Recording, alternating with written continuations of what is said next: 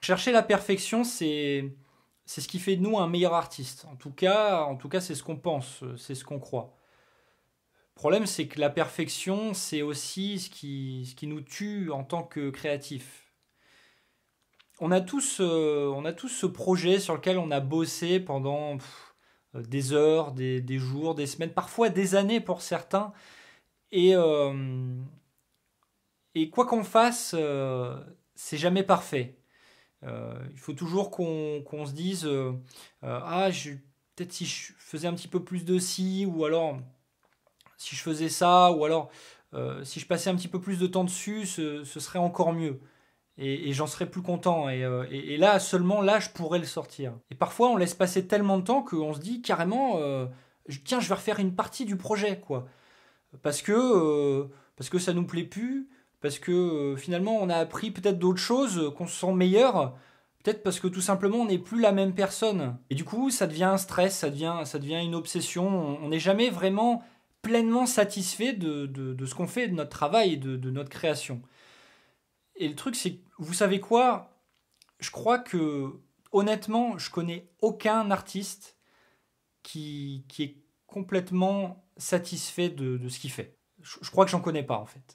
Par contre, des artistes qui prennent du plaisir à faire ce qu'ils font, j'en connais. Plein. Et le problème, c'est qu'à force de rechercher la perfection, je pense qu'on perd le plaisir, quoi. Tout simplement, on perd la passion, on perd ce qu'on recherchait à la base quand on voulait créer, quand on voulait faire de l'art. On perd cette motivation et le seul objectif qui nous reste en tête, c'est il faut que ce soit parfait. Il faut que j'en sois le plus content possible, il faut que j'en sois le plus fier possible, il faut que personne puisse me reprocher le moindre truc. En fait, ça me fait penser à une citation, le mieux est l'ennemi du bien. Parfois on veut tellement repasser sur notre travail, sur notre mix, que on finit par dénaturer, par dégrader le travail qu'on voulait faire à la base. Finalement, ça ressemble plus vraiment à ce qu'on voulait, mais dans un côté négatif, quoi. Parfois, à vouloir aller trop loin, on finit par perdre de vue ce qu'on voulait faire à la base. Et en se faisant du mal au passage, hein. Parce que, quelque part, c'est un peu de souffrance qu'on s'inflige de jamais aller au bout du truc. De tout le temps se flageller comme ça, de se dire mais non, je peux pas, c'est pas fini, c'est pas ce que je veux, c'est pas parfait, c'est une autre citation, celle qui me parle le plus, je pense, c'est done is better than perfect. C'est de l'anglais. En gros, ça veut dire que une chose qui est faite, qui est terminée, ça sera toujours mieux, ça vaudra toujours mieux que quelque chose qui est parfait, mais qui du coup est pas terminé et sur lequel on revient sans cesse. Parce que finalement, on est là, je suis là en tant qu'artiste, en tant que créatif, vous aussi, on est là pour produire des choses. On est là pour, certes, on est là pour se faire plaisir, mais on est là pour les produire, pour les créer, pour les terminer et pour en faire d'autres. Personnellement, j'ai toujours un sentiment incroyable quand je termine quelque chose, quand je termine un mix, quand je termine une vidéo, à l'intérieur, c'est terminé. Ça, je l'ai fait. J'en suis pas forcément satisfait à 100%, mais ça, je l'ai fait. Quoi qu'on en dise, c'est un accomplissement. Je ressens un sentiment d'accomplissement à regarder en arrière et à me dire voilà ce que j'ai fait, voilà ce que tu es capable de faire. Et non, c'est peut-être pas parfait, et je le sais, et j'en suis conscient, mais je l'ai fait, c'est terminé. Et je dois l'assumer. Et il faut savoir prendre des coups parce que quel que soit le temps que vous allez passer sur votre travail, sur votre mix, sur votre chanson, peu importe le temps, vous allez passer, la ferveur que vous allez mettre, la passion, le travail, la précision, vous allez toujours prendre des coups. Il y aura toujours quelqu'un pour vous en mettre plein la tête. Donc, il faut savoir encaisser le truc. Il y en a qui arrivent mieux que d'autres. Parfois, il faut savoir prendre du recul, mais dans tous les cas, on va prendre cher. C'est inévitable. Je ne dis pas qu'il faut tout faire complètement à l'arrache, ne pas s'appliquer, ne pas réfléchir, ce genre de choses. Non, vous pouvez tout à fait prendre quelques jours de plus si vous ne le sentez pas pour peaufiner un peu votre travail. Ça, c'est tout à fait normal, je le comprends. Je l'ai fait, moi aussi. À un moment donné, il faut savoir poser la limite, il faut savoir dire stop. Parce que sinon, on s'en sort jamais. Je vous parle de ça parce que moi, je galère tous les jours avec ça. Tout le temps. Dans ma tête, c'est pas assez bon. C'est pas assez bon. Et des fois, je commence même pas. J'ai une idée en tête et je la commence même pas. Je l'écris même pas sur un bout de papier parce que ça va pas être assez bon. À quoi ça sert de m'y mettre, quoi? Je vais pas y arriver. Vous vous rendez compte un peu la pression qu'on se met? C'est un truc de malade. Pourquoi on fait ça? Ça sert à rien. Finalement, un des meilleurs remèdes que j'ai trouvé face à ça, c'est de créer, en fait. C'est de m'y mettre régulièrement, de me fixer un objectif et de me dire, bah voilà, t'as pas le choix, de toute manière, ça, tu vas le sortir. Tel enregistrement, tu vas le finir tel jour. Telle partie de guitare, tu l'auras terminé à ce moment-là. Le chant, ça dépasse pas ce week-end.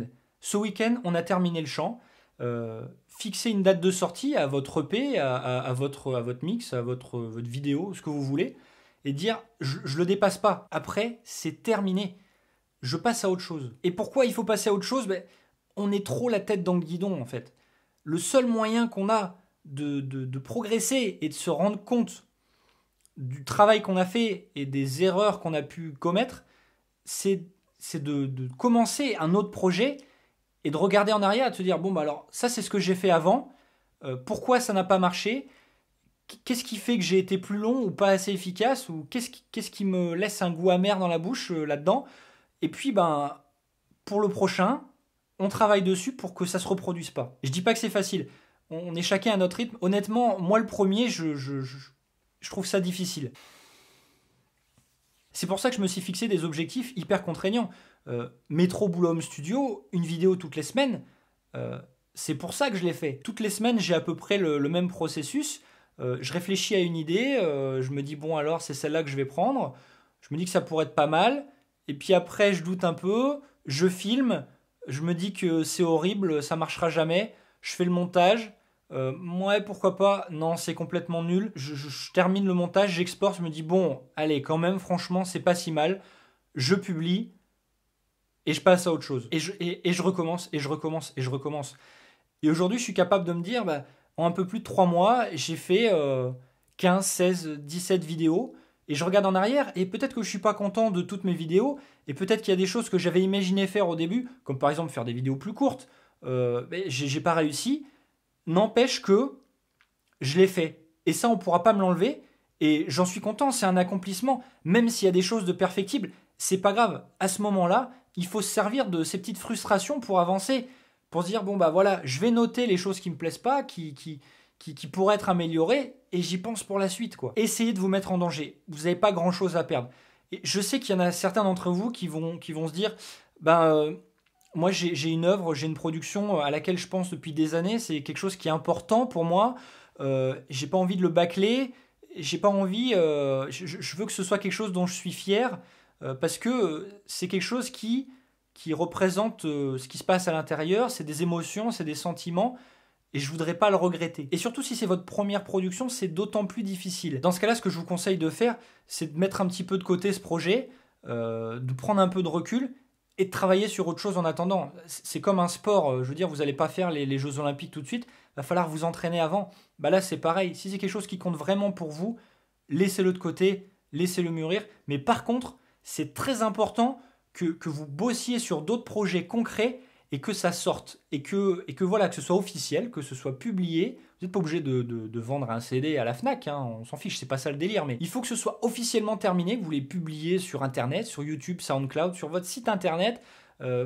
On s'en fiche, le moyen importe peu, mais il faut que ce soit derrière vous. Je sais qu'on a tous nos soucis, que parfois on a une famille, qu'on a un travail, des amis, ou que tout simplement ça va pas forcément très bien. Et dans ce cas-là, il faut aussi savoir se mettre un petit peu en retrait. C'est pas grave, c'est pas grave. Donc concentrez-vous sur une chose, faites-la bien, mais n'allez pas au-delà. N'allez pas au-delà. Fixez-vous une date et c'est pas facile de trouver les mots parce que c'est vraiment quelque chose qui me touche. En tout cas, j'espère que ça vous aura parlé, que ça vous aura plu. N'hésitez pas à m'en parler dans les commentaires. C'est vraiment quelque chose qui m'intéresse, la façon dont chacun gère ce genre de problématique. Parce que je suis persuadé qu'on a tous, ce petit côté-là en nous. Voilà. À la semaine prochaine.